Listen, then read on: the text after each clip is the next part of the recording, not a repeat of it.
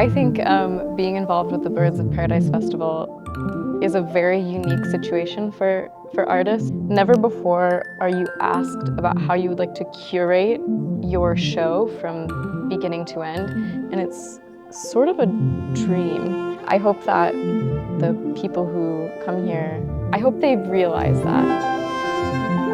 I'm really grateful for the support the festival gives to art, not just homegrown talent, but to international artists. And so it feels like a real honour to come here and to perform on this scale with such a talented ensemble of players.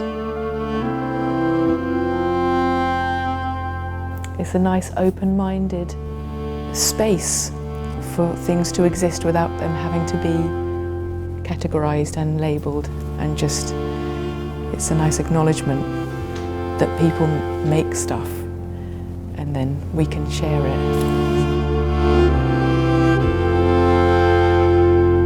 I feel like that's something you can feel in this festival.